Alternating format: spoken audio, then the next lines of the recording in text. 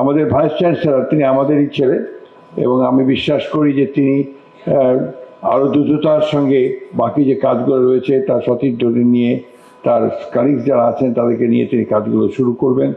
এবং আমি যেটা চাই, আকাঙ্ক্ষা আমার, যে এই বছরেই যেন আমরা আমাদের ছাত্রদের ভর্তি করতে পারি, এরকম একটা পরিবেশ তৈরি করা, একটা অবস্থা তৈরি করা। কারণ কাজ তো অনেক আছে আপনার, তার মধ্যে বাসা ভাড়া হয়েছে, শুধুমাত্র ভাড়াই করতে হবে এখন।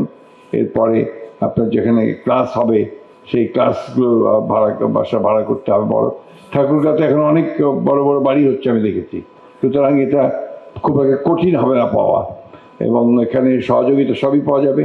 এরপরে যে শিক্ষক যে আপনারা নিয়োগ করবেন, সেটা যেন আমরা বরাবরই বলেছি যে এখানে আমরা কোনো রাজনীতি দেখব না, এখানে কোনো পক্ষপাতিত্ব করব না, এখানে আমরা সবচাইতে মেধাবী যে ব্যক্তি তাকে আমরা এখানে নিয়োগ দিতে চাই। এটা আমাদের কমিটমেন্ট টু অল পিপুল।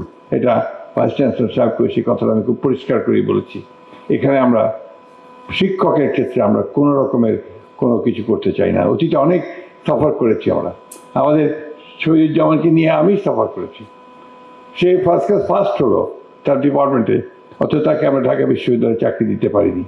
এটা আমাদের জাতির ব্যর্থতা বলে আমি মনে করি, দুর্বলতা, যে আমরা এত মেধাবী ছাত্রদেরকেও, পরবর্তীকালে এটা আরও বেড়েছে, যেটা উনি খুব ভালো করে জানেন আমাদের সদস্য সাহেব যারা এখানে আছেন, যে শুধুমাত্র রাজনীতির কারণে অনেক মেধাবী ছাত্রদেরকে তারা শিক্ষকতায় ফিরে আসতে পারেনি। সেই জন্যে আমাদের বিশ্ববিদ্যালয়ে যেন এই ঘটনা না ঘটে সেটা আমরা নজর রাখার জন্য বলবো।